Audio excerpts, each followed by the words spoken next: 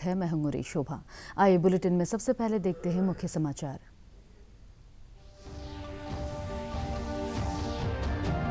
प्रधानमंत्री नरेंद्र मोदी ने बिहार में कोसी रेल महासेतु और 12 अन्य रेल परियोजनाओं का किया उद्घाटन। प्रधानमंत्री ने कृषि में ऐतिहासिक सुधारों की सराहना करते हुए कहा, सरकार किसानों को न्यूनतम समर्थन मूल्य देने के लिए प्रतिबद्ध। देश में कोविड-19 रोगियों के स्वस्थ होने की दर हुई 78.86%। केंद्रीय स्वास्थ्य मंत्री डॉक्टर हर्षवर्धन ने कहा, कोरोना का टीका अगले वर्ष के शुरू में हो जाएगा उपलब्ध। अरुणाचल प्रदेश में गुरुवार को दर्ज किए गए 159 नए मामले। आज मनाया जा रहा है वर्ल्ड बैम्बू डे। पापुमपारे जिले के बैम्बू टेक्नोलॉजी पार्क पोमा में विश्व बांस दिवस के अवसर पर आयोजित की गई प्रतियोगिता। राज्य के बैम्बू कलाकारों ने अनोखे उत्पादों के लिए किया गया पुरस्कृत।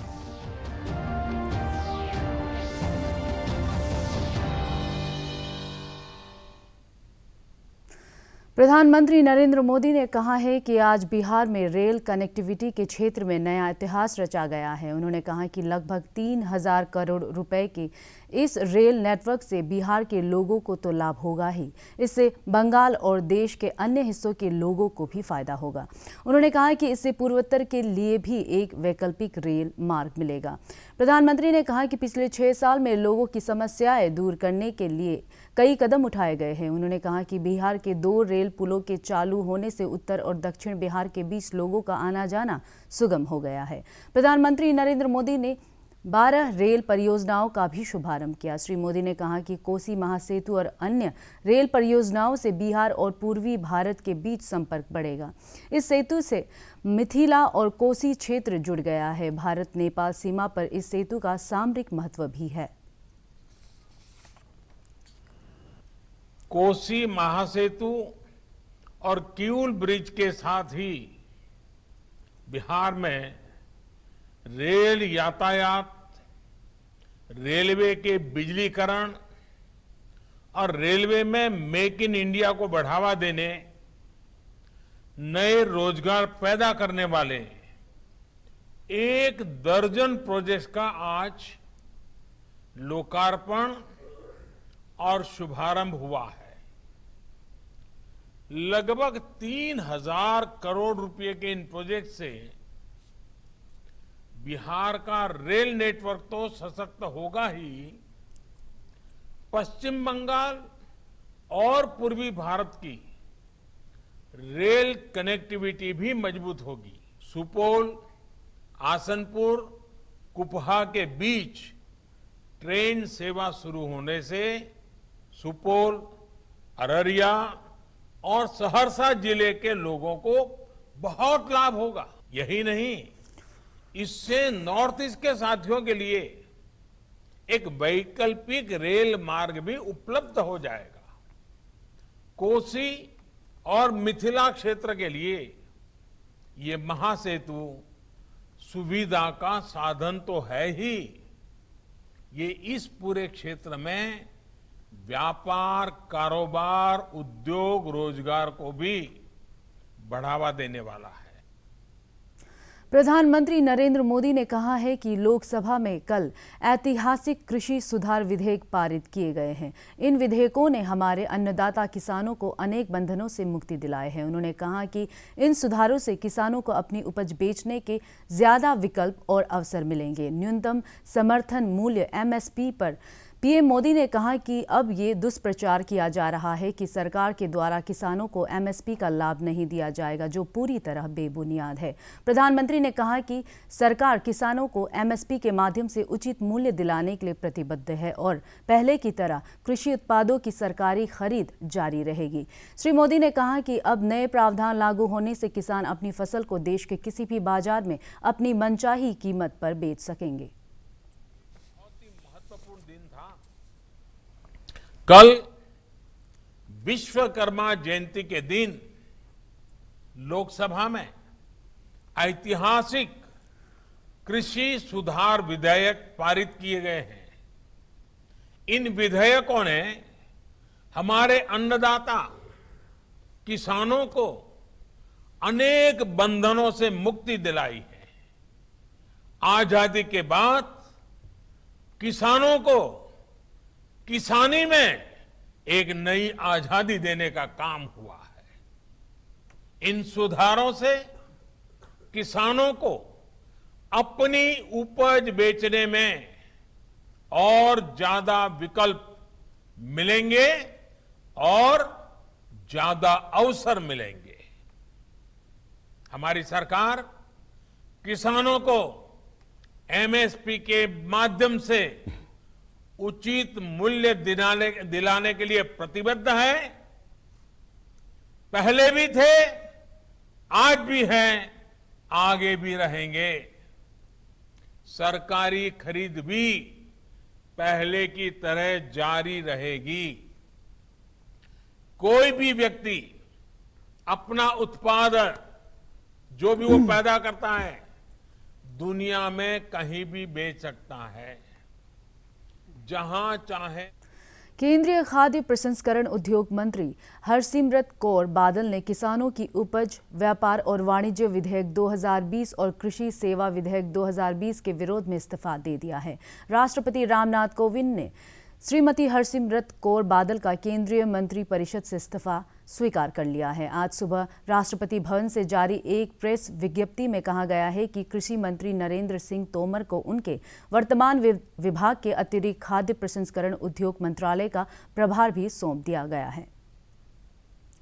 देश भर में आज कोविड संक्रमण के 96,424 नए मामले सामने आए। इन मामलों के साथ देश में कोविड-19 के मरीजों की संख्या बढ़कर 52 लाख से अधिक हो गई है। लेकिन राहत की बात यह है कि बीमार से ठीक होने वाले लोगों की संख्या में भी इजाफा हुआ है। देश में कोविड-19 रोगियों के स्वस्थ होने की दर 78.86% हो गई है। आंकड़ों के अनुसार अब तक 41,12,000 से ज्यादा लोग ठीक हो चुके हैं। केंद्रीय स्वास्थ्य मंत्रालय के अनुसार पिछले 24 घंटे में 1,174 लोगों की मौत होने से मृतकों की संख्या बढ़कर 84,372 हो गई है। केंद्रीय स्वास्थ्य और परिवार कल्याण मंत्री डॉक्टर हर्षवर्धन ने आशा व्यक्त की है कि कोविड का टीका अगले वर्ष के शुरू में उपलब्ध हो जाएगा।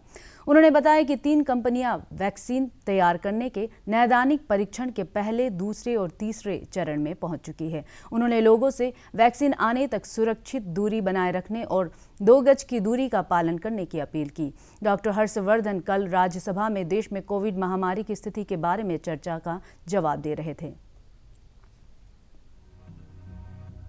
आज भी जो है हमारी स्थिति यह है कि जो वैक्सीन्स आने वाले समय में आ सकती हैं, किस समय आ सकती हैं, देश में किसको देना है, उसके लिए हाई लेवल पर एक्सपर्ट ग्रुप्स सब प्रकार की चर्चा करके 10 स्टेप की आगे की तैयारी सोचकर हर चीज़ जो है विस्तार के साथ प्लान हो रही है।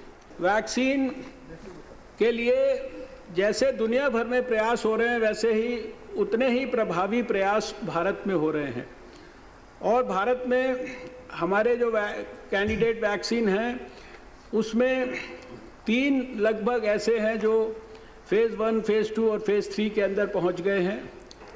हमारे को उम्मीद है कि अगले साल के शुरुआत के अंदर हमें भारत के अंदर वैक्सीन उपलब्ध हो जानी चाहिए। इस संदर्भ में विश्व स्वास्थ्य संगठन से और दुनिया के अंदर भी जो जॉइंट प्रयास हो रहा है उसके साथ भी हम सबका कोऑर्डिनेशन है। और आने वाले समय में जैसे ही वैक्सीन उपलब्ध होगी तो कोविड के खिलाफ जो हमारी जंग है उसको निश्चित रूप से हमें और ज़्यादा मजबूती मिलेगी। राज्य में पिछले 24 घंटों के दौरान कोविड संक्रमण के 159 नए मामले सामने आए हैं, जबकि राजधानी क्षेत्र ईटानगर के विभिन्न इलाकों में संक्रमण के नए मामले आने पर डॉक्टर मनदीप परमे ने संबंधित विभाग को सर्वे कर कंटेनमेंट जोन बनाने के लिए प्रस्ताव दिया है। राज्य में कोविड के सक्रिय मामलों की संख्या बढ़कर 1,871 हो गई है। वहीं गुरुवार को कोविड-19 के 180 मरीजों के स्वस्थ हो जाने से राज्य में कोविड से ठीक होने वाले मरीजों की संख्या बढ़कर लगभग 5,000 हो गई है। प्रदेश में स्वस्थ होने वालों की दर 72.20% बनी हुई है। गुरुवार को कोविड-19 संक्रमण के सबसे ज्यादा 88 मामले ईटानगर राजधानी क्षेत्र से आए हैं, जबकि 11 मामले वेस्ट कामेंग से और 10 मामले लोअर सुबनसिरी जिले से दर्ज किए गए। वहीं अंजाव, पापुमपारे और वेस्ट सियांग जिले से 8 मामले सामने आए हैं। प्रदेश में अब तक कोविड जांच के लिए 2,16,000 से ज्यादा सैंपल लिए जा चुके हैं। आज वर्ल्ड बैम्बू डे है। हर साल बांस के फायदों के बारे में जागरूकता बढ़ाने और रोजमर्रा के उत्पादों में इसके उपयोग को बढ़ावा देने के लिए 18 सितंबर को विश्व बांस दिवस मनाया जाता है। वर्ल्ड बैम्बू डे मनाए जाने की आधिकारिक घोषणा विश्व बांस संगठन द्वारा बैंकॉक में 18 सितंबर 2009 में की गई थी। इसका उद्देश्य प्राकृतिक संसाधन और पर्यावरण की रक्षा के लिए बांस की क्षमता को और अधिक उन्नत बनाना, स्थायी उपयोग सुनिश्चित करना, दुनिया भर के क्षेत्रों में नए उद्योगों के लिए बांस की नई खेती को बढ़ावा देना, साथ ही सामुदायिक आर्थिक विकास के लिए स्थानीय रूप से पारंपरिक उपयोगों को प्रोत्साहित करना है। आज पापुमपारे जिले के पोमा में स्थित बैम्बू टेक्नोलॉजी पार्क के निर्माणाधीन परिसर में विश्व बैम्बू दिवस के अवसर पर राज्य में बैम्बू उत्पादों को बढ़ावा देने के क्षेत्र में कार्यरत लोगों के लिए प्रतियोगिता आयोजित की गई और उन्हें पुरस्कृत किया गया। इस अवसर पर राज्य के principal chief conservator of forest R.K. Singh ने प्रदेश में बहुतायत में मिलने वाले बांस से ग्रामीण अर्थव्यवस्था को मजबूती प्रदान करने पर जोर दिया। उन्होंने युवाओं से बैम्बू क्षेत्र में उद्यम शुरू करने का आह्वान किया। श्री सिंह ने कहा कि सरकार की तरफ से इस क्षेत्र में उद्यमिता के लिए कई योजनाएं चलाई जा रही हैं।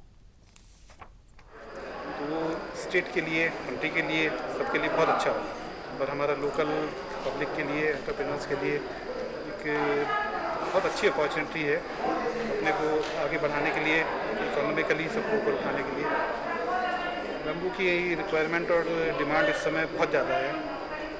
चाइना पॉपुलेशन के हिसाब से देखें तो हमसे थोड़ा आगे है, पर बैम्बू में जितना उनके पास होगा हम उनसे पीछे नहीं हैं। और अरुणाचल तो नंबर 1 है पूरे कंट्री में। हमारे पास रॉ मटेरियल बहुत है, वैरायटी बहुत है और हम जो चाहें वो कर सकते हैं। बस हमको ज़रूरत है कि लोग आगे आएं और उनको आगे आने के लिए ज़रूरी है कि सरकार। राज्य के युवा कलाकार नाबम किनन ने बांस से सैनिटाइजर डिस्पेंसर तैयार किया है। पापुमपारे जिले के पोमा में आयोजित विश्व बैम्बू दिवस पर आज नाबम किनन के उत्पाद को प्रदर्शित किया गया। नाबम किनन ने कोरोना महामारी के दौरान स्थानीय स्तर पर बहुतायत में मिलने वाले बांस से सैनिटाइजर डिस्पेंसर तैयार कर लोगों को कोविड से बचाव के लिए उचित मूल्य पर उत्पाद मुहैया कराने का प्रयास किया है। नवम किनन को राज्य बैम्बू मिशन द्वारा वर्ष 2018 में 3 सप्ताह का प्रशिक्षण दिया गया था। खुद करना है तो हम लोग का यहाँ में रिसोर्स भी इतना ज़्यादा होता है ना, तो हम लोग का यहाँ में आदमी लोग बहुत सारा होता है, जन के भी नहीं कर पाता है, नहीं करता है, नहीं दिखाता है ना, तो इसलिए आदमी लोग सब करना है। यूथ लोग होने से भी, जितना आदमी लोग होने से भी, जो अपना क्रिएटिव माइंड है, जो जैसे सोचता है उसको करके दिखाना है। लेपारादा जिले में कई दिनों से हो रही बारिश से सामान्य जनजीवन प्रभावित है। भारी बारिश से नदियों का जल स्तर बढ़ गया है और खेती को भी नुकसान पहुंचा है। आधिकारिक सूत्रों के अनुसार जिले में कई जगह भूस्खलन से सड़कों को नुकसान पहुंचा है और भूस्खलन के मलबे को हटाने के लिए जेसीबी की सेवाएं ली जा रही है। नगरीय और ग्रामीण क्षेत्रों के आवासीय इलाकों में बाढ़ का पानी घुसने से लोगों को मुश्किलों का सामना करना पड़ रहा है।